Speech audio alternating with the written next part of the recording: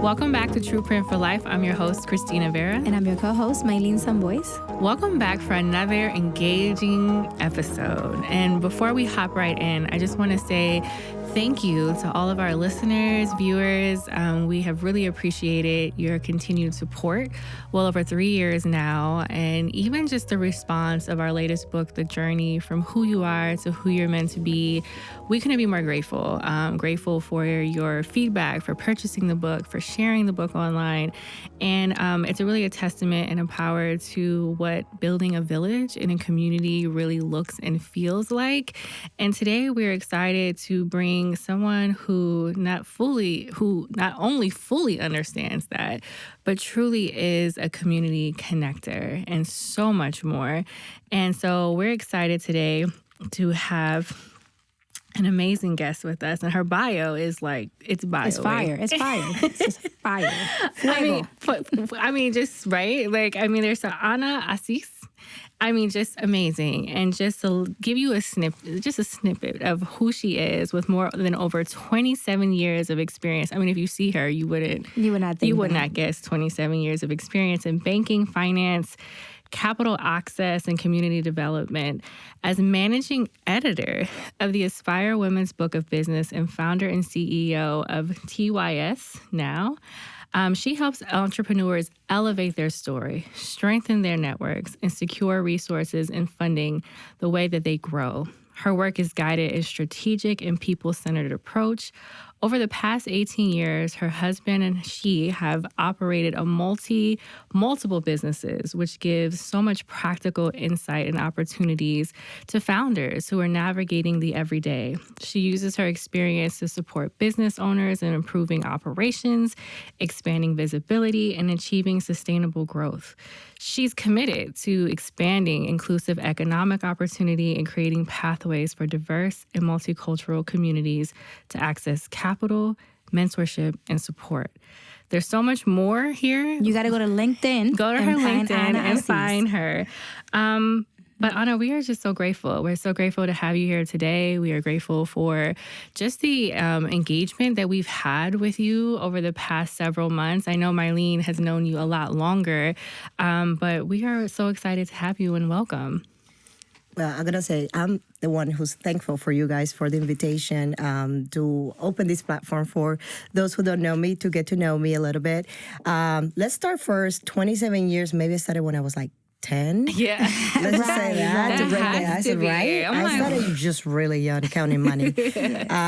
But, it was an interesting journey to get in it and make it more than a job, a career. Mm-hmm. That's what that time frame tells you, that it was a career that I enjoy a lot.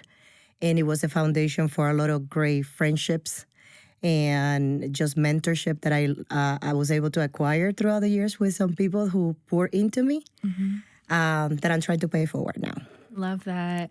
Well, share with our listeners. That's just a snippet of, your official bio resume, but tell us a little bit about your journey, because you are a very fascinating woman. You have been able to not only be in certain industries, but really conquer certain industries. And so obviously, like banking and finance, that has been a large anchored part of your professional experience. But walk us through how you entered that industry, and then ultimately at some point you are now maneuvering into some other spaces, into the entrepreneurial and so much more. So share with us a little bit more about what that journey looked like for you. Absolutely. So first, let's buckle up. We're buckled. Let's buckle up for the journey, because if I have to think back, I think it was when I was a little girl. My mom used to bring me to the bank, and I had a little passbook. I'm dating myself with that, to go to the bank to make her transactions, right, and put some money for me. And I was fascinated by the little cutouts of deposits and withdrawal tickets. And I will bring them home and play the bank. So my dad actually was also part of the banking industry. So I grew up seeing my dad every day getting up, putting his tie and, his shirt. So it was back home. I was born in the Dominican Republic. He worked for the Federal Reserve Bank of the Dominican Republic. Mm-hmm. So that was kind of my early years exposure to banking in a way. And, taking it to being a teenager, I felt that, you're trying to figure out what you want to do. And I just knew, healthcare is not my thing. I don't think I can save lives that way. But when you think about your day to day, every human being is thinking about two things 24 hours. They're either thinking about their health or money, right? Can do with one or the other, right? You can be healthy but not have money, but you can have money and not be healthy. It's just like the balance, right? The continuous trying to find a balance. So I said, well, healthcare is not my thing, so I'm going to go to the other side of the conversation, so the money part. So that's kind of how I got started. In my first few early roles, I was in New York, actually at a check cashing place. That was a very interesting job, being super young at 18. And I went back to Dominican Republic for a little bit. And I remember I started I was working as a secretary for a law firm. And that's when, again, another other confirmation, I don't want to be a lawyer. So, you go through the experiences to kind of at least assert what you like, what you don't like. Right. So that's the experience, right? There's it's a learning on everything. Right. So that was my learning. I don't want to be an attorney. And I went to the bank one day, and the branch manager who knew me since I was a little girl, I said, hey, are you guys hiring here? He said, what? I said, yeah, you guys hiring? Well, this is the address to the main office. You can go there. Don't tell my parents, I want to surprise them. Sure. He was very skeptical about the whole thing. But I went, I applied, and I got the job. At the main office, actually. Not the branches, the main offices. And it was a great journey. Again, here's this 18-year-old navigating banking, first official corporate job, and made great friends. Found, when you're in banking, it's a very unique environment because there's individuals who have been there for many years. You got your 10 years, like 10, 15, 20, that they can be actually your grandpas and grandmas, and they're hanging out with you at lunch, and the day-to-day, and you're just having normal conversations. So I was always very mature for my age because of that exposure to be around older people. And I was just fascinated by their life stories. So that was just, again, Nana, today, not knowing that back then, I was already starting to collect stories of the things that I enjoy today. Who would have thought, right? So yeah, that was the early stages of Ana in banking till I came back to the States and went to Boston for college. And that's when, listen, out of the many roles that I did, let me throw you another experience. I was a pharmacist technician at Walgreens. So I can count pills like no other, Give me that little... She can count your money and your medication. That's counting. It's counting. Right. You know what? I get the antibiotics here. I got it. I'm going to check it for you, put it in the fridge, give you the instruction, put the labels on the bottles. I know. So at some point, I was doing it so long that I really thought I was going to become a pharmacist. And the pharmacist, he was an older man, and he was so caring, so sweet. And he said, Ana, you need to do this, get into the program. You're going to be a great pharmacist. And one day, I decided to join my dad at a bank run. And the manager, I'm sitting there just with my dad at an in-store, one of the side, the supermarket. And she said, are you looking for a job? Like, no, I have a job. But I have a part-time opening. Would you be interested? Like, okay. I was never afraid to say yes, even to things that I wasn't sure about, new territories, or, I always wanted to experience. So here I was, 2 jobs at the same time, because I couldn't leave Bill at the pharmacy alone, because I know he needed my help counting the bills. So, yes. So there you go. That was a lot of fun stories that we make fun, my friends and I, the ones in banking, that we have so much content to create a Netflix show. Absolutely. Sure. Well, definitely sure. What made you leave the poor Bill and go straight into banking fully?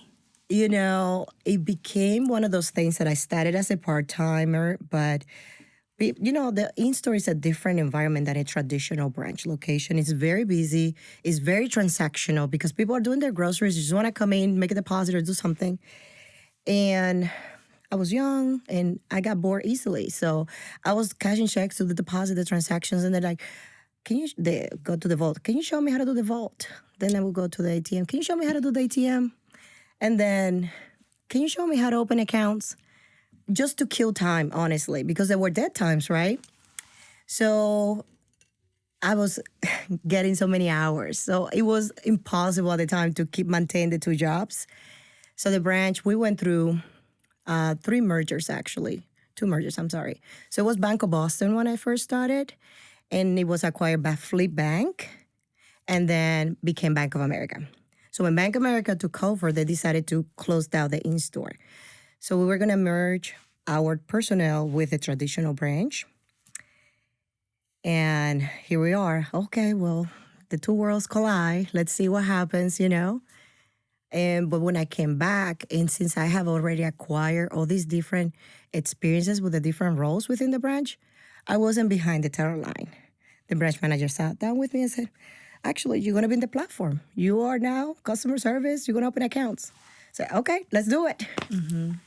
From that actually became me calling on CDs. Back at the time when it was like 14, 17% interest rate, unheard of, right? Right. And I thought it was so low, actually. I remember calling people like, you can do better than this. Why don't you meet with a financial advisor? It's like, okay. So it was a woman, actually. Before I arrived to that branch, she never visited because nobody was sending her people to talk to about their wealth and their money. So she took it upon herself to talk to my manager and say, we need to get Ana licensed. She needs to be an investment. I'm talking about that I am now 22 years old. So they call me in the office, they ask me, and I say, yes, sure. Mm-hmm. Again, I always say yes, right? Mm-hmm. So here I went to get my life insurance year 663 and become an investment advisor. Who would have thought? Mm-hmm.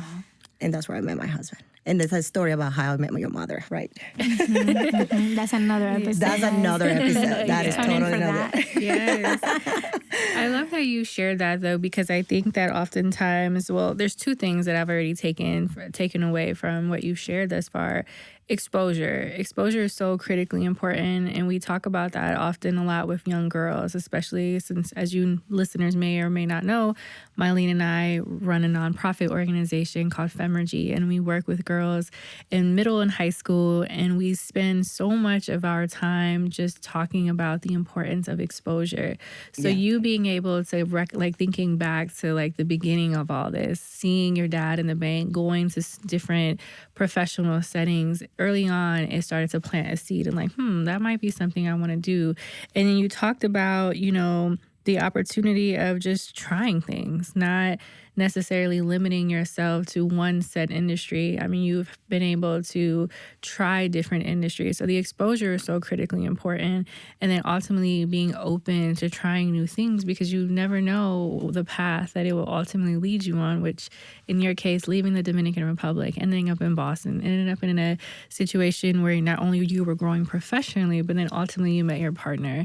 And so can you talk a little bit more for our listeners who might be in that space of, especially now, where I feel like the workforce feels very different than the time you're describing. When you said 14% CDs, I knew. I'm like, that was amazing. That was a good time. Good old times. That was a good old times. But understanding that things feel a lot different now, and not saying that it's like this in every industry and every corporation, because there are some corporations that I think do a really good job around culture and climate. But understanding that nowadays, trying to figure out, because I think there's always this like preset, like everybody wants to be an entrepreneur, but not everybody. That's not for everybody. Right. That is something that we tell folks that all the time. It's like entrepreneurship is truly, if that's not your lane, don't feel like you have to hop in that lane to be fulfilled in any kind of capacity. But if you're choosing to work in corporate America and whatever industry that looks like, understanding that you also have to be willing to invest your time, your talent, your energy, but also how are you navigating like the different corporation options. So just based on your experience, like what advice would you give to someone who maybe they're in the beginning of their career, or maybe they've been in the same industry for about 5 years and they're like, I'm not really sure if this is for me? Like what tips would you recommend for them to start kind of thinking about, and strategies to start figuring out like what is an exit plan or a kind of moving up plan, all of the above? Thank you for that question, because it is something, I am a mother, so I have a young adult. My daughter is 21, so she's about to enter that world, right? Mm-hmm. Though she has been working since she was 16. But it is very different now, because the world is different. We are in a generation of access. And then, yes, it is, we romanticize being an entrepreneur, being your own boss and going through that journey. And it's not built for everyone because we just see a very small snippet of that journey online, not realizing all the hard work and everything that took place to get to that point. Right. So my advice is to those who are entering the workforce, that's your time to shine. You gotta be open to trying. I mean, we come into the mentality that they better be glad that I showed up today. And that's it. Right. I didn't call off today, right? I'm here. So, but you're there. But what are you doing with you? Are you actually being mindful of their interactions with your coworkers, with the people that come into whatever environment you're in? You never know. I'll tell you, so many times I have gone to restaurants and I had a server who went above and beyond, or they just have this great personality. And you're like, when I was in banking, you won't believe the amount of business cards that I will always live with business cards, because every time I would meet someone who was amazing, I would like, reach out to me, you know? Because that's the thing, you never know where it is. It could be Starbucks, right? It could be whatever you are, because it's the person. And I think the opportunities that I got was because I was always, my work ethic, willing to try, not afraid to do what others didn't want to do, right? I remember one day one of my managers said, hey, we have these flyers and it was winter time, and we're going to go to like at a gas station, a Speedway, and hand these freebies to people who are pumping gas at 7 a.m. And she's asking like a team of 20 people who wants to come in, and nobody raised their hand. I said, I'll do it with you. I'll go. In the morning, we meet up. I wear this orange vest so people don't hit me, right? Because it's dark. Right. And here I am handing out this like scratch off to people. And that meant so much to her because she was new to that location, and that showed her like, okay, who has my back? Right? That was the pivotal moment for a lifelong friendship. She was my mentor. She is my mentor, actually. And the person who propelled me into actual leadership within the banking industry. Because I told her, she was the one, I think you should be into branch manager. And I was like, no, I don't think so. So there's individuals out there that see the potential in you way before you know you have it, or you believe in yourselves, right? So you just never know where that interaction is going to happen. It can be your hairdresser. It can be at a store buying shoes. You never know. So it all comes to, how are you presenting yourself the moment you leave your house? Because trust me, nobody's coming to knock at your door to bring the opportunity to you. It doesn't happen. Being at home is not going to happen. So that's another probably advice. You got to be out there. So many places that you can go for resources, learning, improving your skills, network with others. So I think you got to put yourself out there first and foremost. I love that you said kind of like bring the value, right? Because a lot of opportunities that I have had myself is because I went above and beyond, not because I was asked, because I just wanted to help, right? Like a sponge. And a lot of people are not in that space, in the workspace. So I do hope that those who are listening and there's a difference because we call it in Spanish la vasaco, right? Like that's not what we mean, right? Like, or like suck up or something. No, we're not doing that. That's not what it is, because some people then, you may get called that though. So if you're an employee, because I used to get some of the backlash, they were like, stop working so hard, you're making us look bad. And I'm like, no, you work a little more. Right? Because that's just my work ethic, right? So if you're in that position where you're like trying to do your best and other people are hating, I like to say, like, you know your intentions, you know why you're doing it, right? So check your intentions. Why are you doing it? Why are you giving your value? Because that will pay off in the long run so much. Like that, when you tell me that story, I didn't know you went at 7 a.m. and were handing out scratch off, but that makes sense. Right? Because she saw that. But you know, the bar, honestly, it has been set kind of low right now. The bar is really low. So, again, just to show up, you do your hair, you look put together, you're ready. Oh, wow. You know, it's so low. So anyone out there who is willing to just take it 2-3 notches up, you're going to stand out. You're winning. You're going to stand out. And then to me, for the longest time, I just couldn't comprehend that concept that, I don't know, maybe because I was from another culture, another country, to me, that was just the way you should be. Yes. Bring your best self to whatever you're doing. And it's not, again, going back to being a perfectionist, but I've been doing things with excellence, right? And I was just doing that. And people were just like, oh my God, amazing. No, it's okay. I'm doing my job. I'm just doing me. Yeah. My normal thing, right? Yes. It's so true. It's still today, though. That happens a lot. Yeah. And I can totally see that. And I think you hit a really valid point. And from what I hear from some of the folks maybe in the Gen Z, Gen X is right underneath us. Is your daughter Gen X? No. I'm Gen X. So it's Gen Z then. I'm thinking of Gen Z. I always get the gens confused. I was born in the 80s. You're Gen X. I'm a millennial. Okay. So then, yes. So, but oftentimes when I have similar conversations, they're like, well, I don't do as much because like corporate culture has also changed. And so understanding that this idea of like you work somewhere and you can retire there in 30 years, the benefits, the 401k matches, the health care.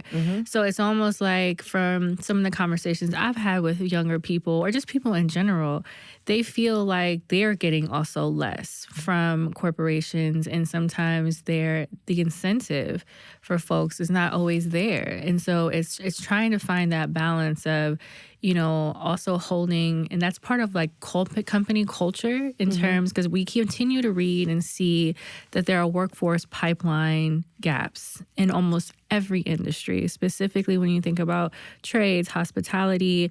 I don't know if it's hitting as much in banking. I didn't see that as a top listed industry in terms of having shortages in manpower, but we're seeing it in education. I mean, across the board, there is just a workforce that is missing.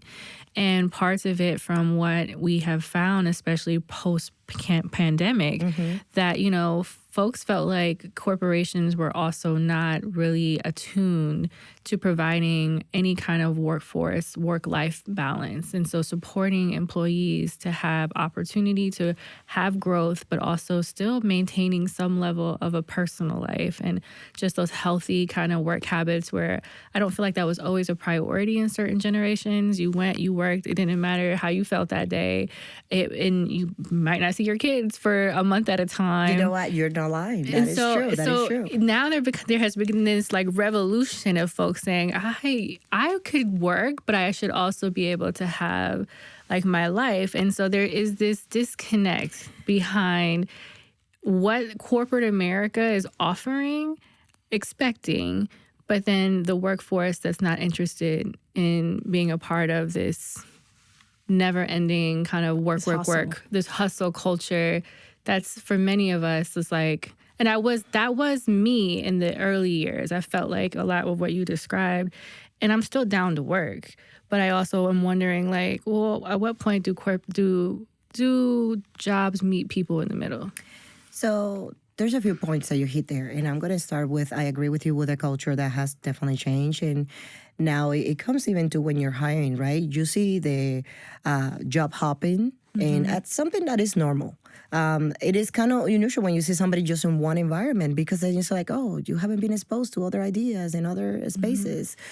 But when it comes to that in the mentality of our work-life balance, I honestly think that is an impossible goal to have, because you cannot, it's not a switch that when you come home, you really can turn it off. Or when you go to work, that you can turn off home. Right. So how do we learn how to manage life in general without, it's either work, it's either life, and we're going to have fun in both environments? Because if you think about it, you're going to set up for a full time, you're spending 8 hours, probably more than 8 hours at this space. Probably sometimes it's more time that you're spending with them, with your family. And they become, in a way, your family. And I know we don't want to have those relationships, and we don't want to get into that and bring our whole self, right? We're going to leave some for ourselves, which is perfectly fine.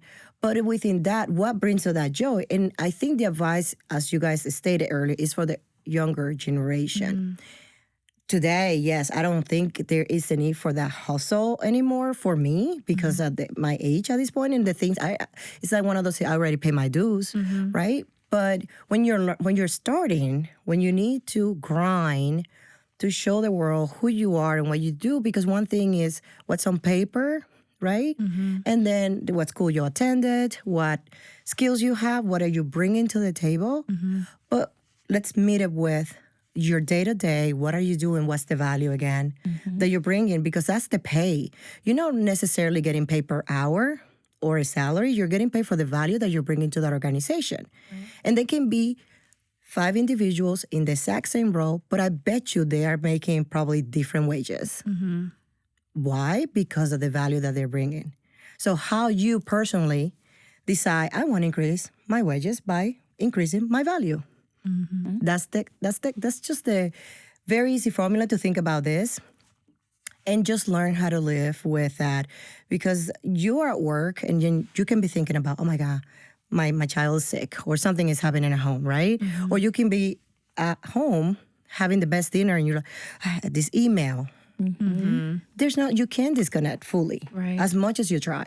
Right. So true. Just setting boundaries, I think it takes, you have to figure out, like, for some, like, when you stop, right? Like, when is dinner, like, the phone away, because those emails are going to come popping. Right. Forever. So being intentional with your kids and your stuff. But I do agree. I think with the new generation and those after me, I guess, I don't know. Again, the X is the Y is the We are Cs. the new generation. Yeah, because our grandparents did it very different. I know for me, my grandparents are very different than the grandparents here because of Dominican Republic. So I had a very different view of what my grandparents did and what I seen in America. My parents a little bit had more of the hustle culture and, like, those blue collar jobs because that's what they were able to do. So we got the opportunity to do better and get like higher education, all those things. But for the young people out there, I wouldn't even call it like you're giving them more than they're giving you, because you said something about a stepping stone, and that I want to go back to that. So every job, every relationship, I didn't think about a relationship, but now I use that in my language. It's a stepping stone to your next thing. Right. So whoever you're working for right now, or you're doing a project with, that person, you may not even know, has the power to propel you to the next step. And let me tell you this. We have heard this before, that the nerds are the new employers today, right? That back then, whoever you were mean to in high school, be careful because they can be your boss in the future. But to your point, when I was in leadership and I had teams that I was managing and I was pouring into them, again, paying it forward, I tell you this, today I'm so proud to see them that they can be my bosses. And have they tapped me? Absolutely. But, that's the thing. You just never know. And I think that's another point that we're missing about the relationship piece of it. We want to go and leave burning bridges that unnecessarily sometimes, right? Sometimes we understand that it is what it is. But, if you have the control, might as well just live in good terms. Yeah. And when it comes to that, I always tell people, talking about the job hopping that you were mentioning,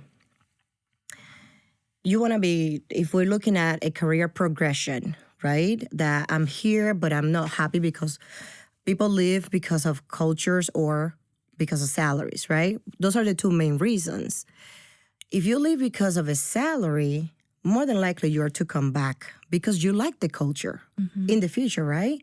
But if you leave because of the culture, they can offer you whatever, you're never coming back. True. So they have to be in alignment whenever you are in the job search to say, okay, does what I read, what I research on this company, does that align to me? Did I interview well? That I asked the right questions to get my answers before I commit to something for years to come? Because then when you're there, oh, this is not what I thought it was. Because it is kind of like when you're dating, right? When then there comes the honeymoon stage and all that good stuff. And then it's a reality. You're like, oh, what did I get myself into? Right. Yeah, let me get out. Yeah. Right. But let's get out in the right way. Right. Because you never know that you will come back and redate. Yeah, you never know. Yeah. Yeah, you could circle back. I've circled back before. Yeah, I'm trying not to. Listen, Sometimes, never mind. That's a different conversation. No, there's no circling back. If I let you, I feel like we tried every possible thing on the earth. The culture was not right. So you could There offer you me go. whatever money Right. you Yes. That's a offer good me. point. It's the culture. Not coming back. Right. So at the end, when you do that search, it wasn't the money, it was the culture. Yes. Right. Yeah. So it So wasn't the true. person, it was your behavior. Right. No, Your that's character. valid. Yeah, Right. things like that. Yes. This is examples, everybody. We're just throwing out examples. You can just use whatever analogy works. Right, whatever works for you, 100%. And Ana, you mentioned earlier on about just the power of relationships, and I feel like that truly is a gift that you have in terms of just being a connector. And I've heard that from multiple people about you specifically. And oftentimes we've talked about this on a previous episode. It's not who knows you, who you know. It's about what people know about you. Right. And when we have photographed together, Ana was also an MC at one of our book launch events. And people have asked, like, how do you know Ana? And I was like, well, I just met her. We've crossed paths. And they were like, well, she knows. So it's just interesting that different people have so much similarity to say about you and good things. And so when you think about, you've obviously been very intentional in building that profile for you, and that truly who you are at your core. And so what would you say to, folks as they are maybe that's not a strong suit of theirs, and it's actually very uncomfortable for them, like especially when you're walking into rooms where you don't know anybody, but you're trying to be intentional, as you mentioned earlier, building value. Part of that is the ability to build relationships and to follow up with those relationships. So what tips and tools has worked for you, and what could folks who are typically, maybe that's not their thing, more introverted, and are looking to build their network, maybe personally or professionally? So let's start with the importance of network. So network is your lifeline. Let's start there. Knowing that the relationships that you build on a casual basis or professional, like we talked about, you just never know where they're going to turn into or who you're sitting next to. Honestly, right? So what you referred to, I call it my personal brand in a sense, right? Like how it is the Ana experience. And that became a thing for me, doing some search on how am I going to be remembered. And, we go to some funerals or something, and then there's a showcase. It's a very vulnerable moment when people are like saying the best things about the person that's no longer around, but probably didn't hear it when they were alive. And so that was kind of part of it, how I want to be remembered. And that is my legacy. That's what motivates me. And every person that I encounter, that I meet, I'm trying to leave a lasting impression. By very simple core values, right? That I believe. I was raised in Catholic school, and don't treat others the way you want to be treated. So that's so simple. It sounds so corny, but it's so simple. And that's what I do. I treat others the way that I want to be treated. And I want to make them feel, I wanted to bring that smile.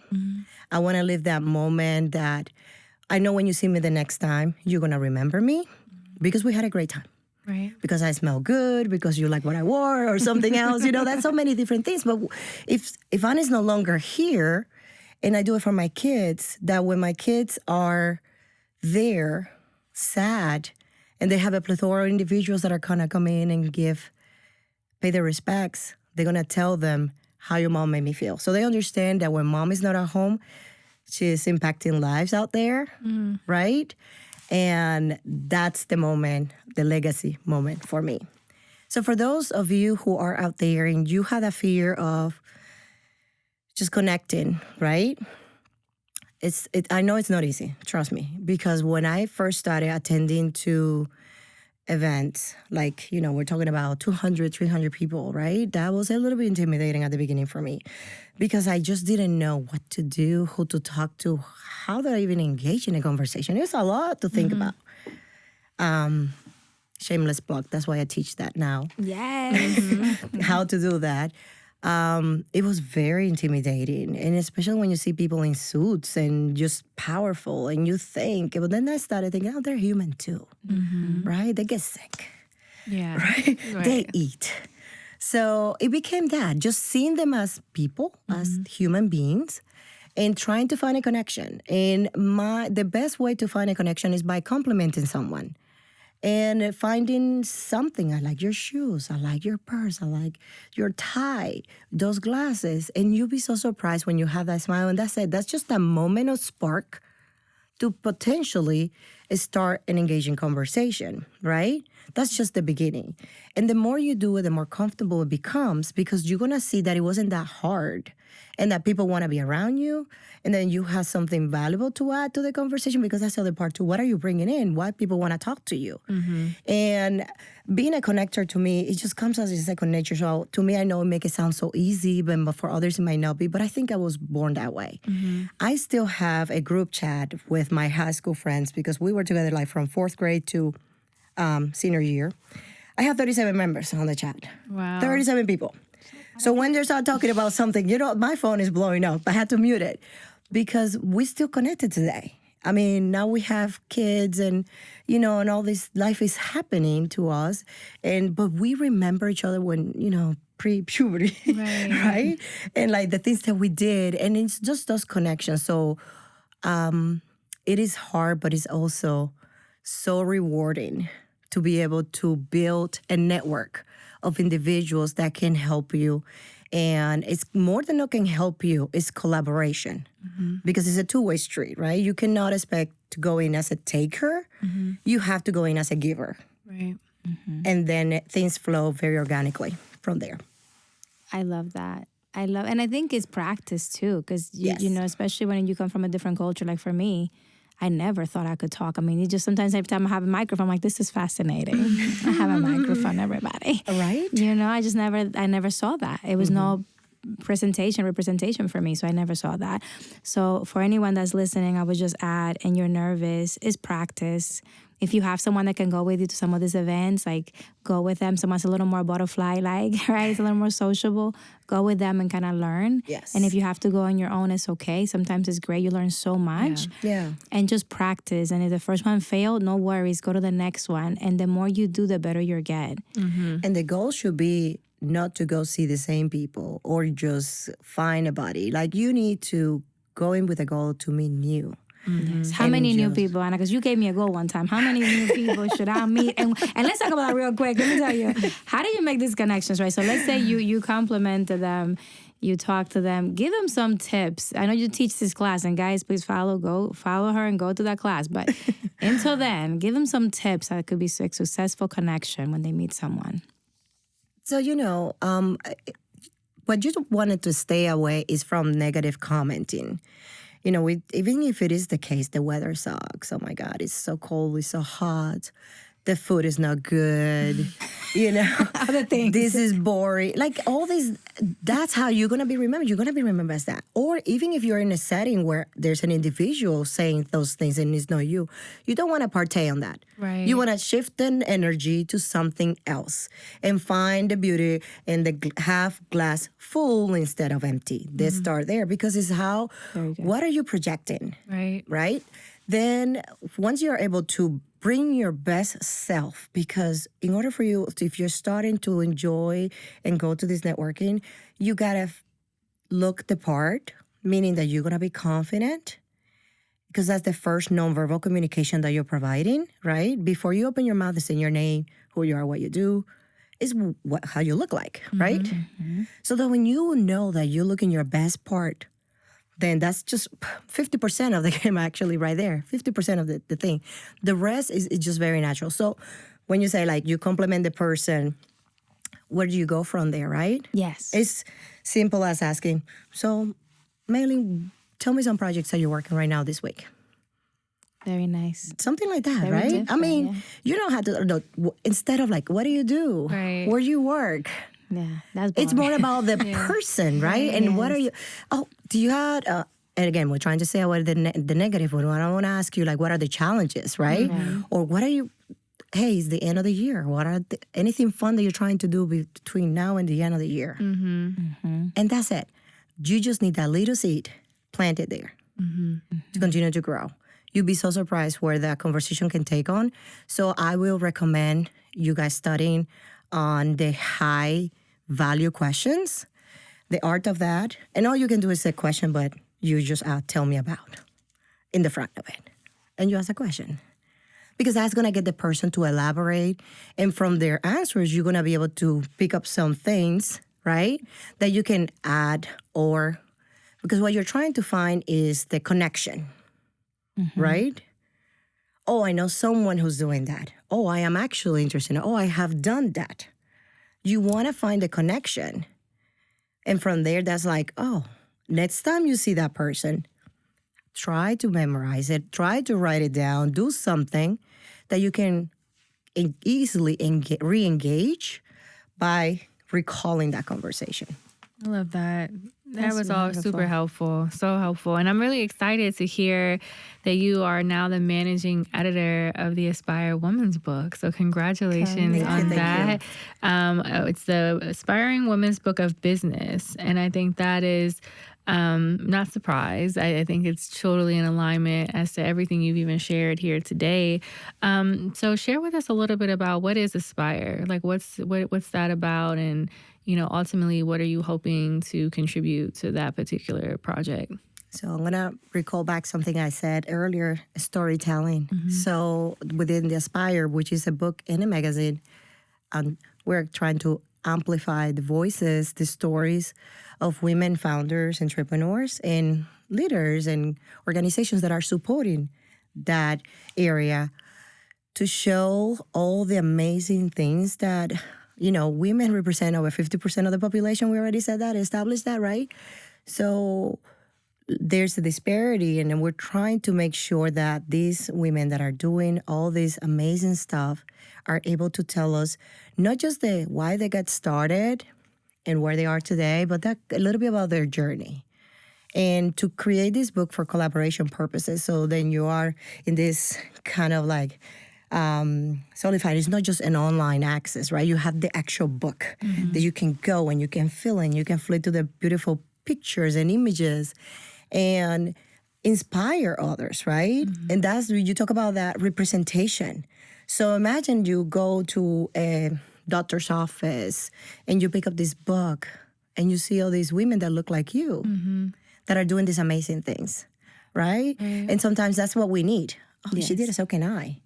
Right? Yeah. So that's the goal, to make sure that we are showcasing the journeys and celebrating as well. I love that. So we should be able to find it in all the doctor's office. So that little girl, right? That's the goal. Open that book That and be is the like, goal. yes. Oh, that's my titi. I love That's the that. goal. So you just got started in that project, right? And you were featured in that. So that's actually super amazing. Yes. So the book, actually, the first volume launched in May of this year. And let me tell you how I got in it. I'm learning this now that I'm part of the project, right? It's a vote. There's an advisory board that are like, people are nominating you and you have to be voted to be showcased. And there's different sections of the book. So you have your market movers, thought leadership, impact makers. So you have all these different sections of the book. I was nominated on the thought leadership, I think it was. I was able to actually write a piece for the book. Okay. So I was asked to write. And it's so funny because when I was, the outreach came, hey, do you like writing? That was the question. I was like, yes, I like writing. Do you mind writing? And I didn't really know what was it about because I guess they tried to keep it a secret. But I was just, once again, just ask a question and I say yes to something that I really fully understand, but I say yes to. And then afterwards, it's like, oh, okay. So it was a really great experience. And the launch party was everyone in the book, because there's over 100 women there. It has been, the outreach is over 5,000 women across. And, some individuals were able to get a lot of feature, new contracts, new things came out of that exposure and visibility. So for those of you out there, please follow our socials, Aspire Women's Book of Business, to learn more about and follow, support. That's what we're all about, right? The community. Let's be each other cheerleaders. Yes. Love that. Oh my gosh, I love that so much. Well, we appreciate you being here. I feel like we could talk to you. Well, I mean, in real life, I could There's talk so to her all much. day because Yes. there's so much. It's like every time I talk to you, I learn something else about you. So going back to your earlier point, it's the power of storytelling. And I feel like you do such a great job of that. And I think that's something that all of us need to continue to like just practice. And don't be afraid to like tell your story and to really own that. And one of the major key takeaways that I'm taking away from our conversation is like be open to saying yes, especially I think in a time where we're constantly saying like no is no and No like is a creating complete boundaries sentence. and like no, like we're all like nope, I'm not going, nope, I don't want to do it, no, but what I love that's refreshing about your message is like, well, say yes sometimes, but obviously being selective on what the yes Boundaries. is, like having the boundaries. Is there alignment? Is there a purpose? Like, so I love that you're reminding us to say yes. And the thing is, the universe does that alignment for you. Because as you know, one of the many perceptions out there in the community is Ana is everywhere. Ana is everywhere. And she knows everyone. It's just, I am not looking. It's just, they come to me within the same alignment of the things that I love and support and want to be part of, right? So we get so worried. And sometimes, yes, different things are coming my way and I'm still saying yes because that's a new industry, it's a new area that I don't know anything about. I want to know about technology. Tell me about AI. Tell me about these things, right? So why not? Knowledge is power. Let's be clear about that. So the more you know, the more educated decisions you can make about your life, your businesses, and everything else that is impacted by it. So I'll tell you that that's the reason why I decided to to start TYS, which is Tell Your Story Now. It was because I witnessed firsthand opportunities missed by entrepreneurs because they were trying to acquire something or do something, but because they weren't able to really articulate the story of how they get started, where they are today, where they're going, what are they going to use that money for? Right. What is the actual impact with that new funds, with those new funds that you're going to create? They missed it. They missed it because they just didn't know. So I'm trying to hopefully reach individuals to own it. The things and the parts of you that you might not like or the experiences that sadly happened to you, trust me, those were part of the journey to get you to reach your purpose. So how can folks get a hold of you if they wanna talk to you about TYS or just all the things? Like how do folks get a hold of you? Well, you guys know I'm very active on LinkedIn. Yes. So LinkedIn is the best way to go. Okay. Just find me on Ana Assis. And I'm always checking my DMs. So, Love that. right? Yes. She's great. She's good at such that. a good example. You Right. know, I found that sitting on questions for too long, it takes, like, let's I be agree. effective. Right, let's just do it. Anna, you want to Yeah. meet for happy hour? Yes. Right. You know, let's be quick about that. Coffee meet or Yeah. lunch meet. Just make the decision. Obviously, yes, check your calendar and everything you got going on. But the more you overthink, the more you're trying to talk yourself out of it. That part. Right? Yeah. And then you're like, you tap into your emotions. And or perhaps sometimes you do say the yes and the day off, then you start overthinking it. And sometimes, have you noticed that the events or the places that you dread the most to be there turned out to be the best and productive and the most fun? 100%. Yeah. No, that is so valid. That is true. These past few months, that I've been like, okay, you got to put this faja on, you got to get this dress on, like whatever it is. And I'm Gotta like, get the makeup on. You don't want to do it, but it's like, oh, I'm so glad I went. I met Right? this person. I met that CEO. Yes. Or I just had like a thought-provoking experience because sometimes it's not even about like the takeaway of meeting someone. Sometimes it's just a reminder. Right. Being in a room and be like, okay, I'm not alone here. I'm This not makes like this sense. was I walked away feeling renewed or walked away feeling like, reconnected or re-anchored.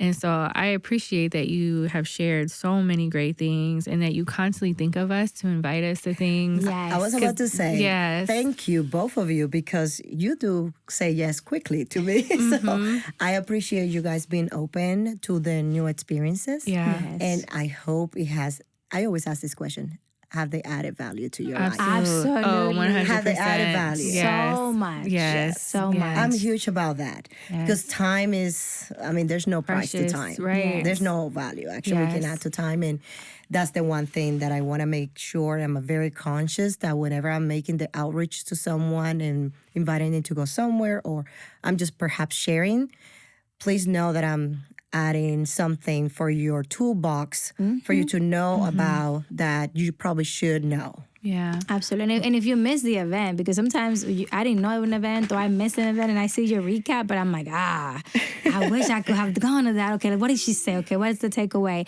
And I love that you do that. You and Christina are really good about that, about doing your takeaways after you go to events. Because for those that could not go, it gives them a glimpse of what the event was about, and maybe they can connect to that organization and support if they need to. So keep that up. So guys, if you missed it, don't worry. Go to her LinkedIn. Both of them. They do a great job with the recaps. Yes. Well, Ana, thank you so much for saying yes to us. And Yes. we value, we recognize the value, and we recognize that you are also very intentional with your time. So every time you say yes to us and you follow up with us, like we don't take that for granted. We recognize the gift that is. To your point, time is very precious.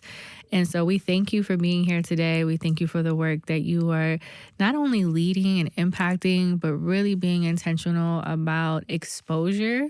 Because I feel like that for many of us, and, you know, even for me, even in this season of my life, like I've learned so much in the short period of time that I've been able to have more like direct connection with you. And I think that to me is such a value add, because oftentimes like you don't always get that experience with some people. Like you meet them, all right, it was cool, I'll see you, or In 3 years. and, but it's just like I've really enjoyed getting to know you and really appreciate the work that you're doing and leading. So thank you for that.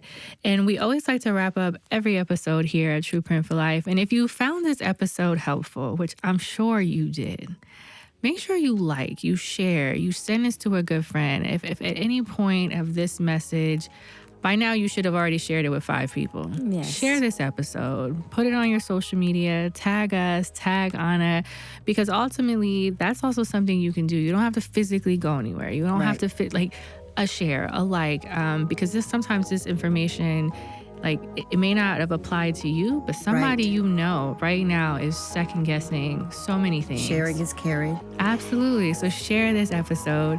And as we like to remind all of our listeners that it's bigger than you. So we'll close out this same episode the exact same way. So we count to 3 and we say it together. 1, 2, 3. It's bigger than you.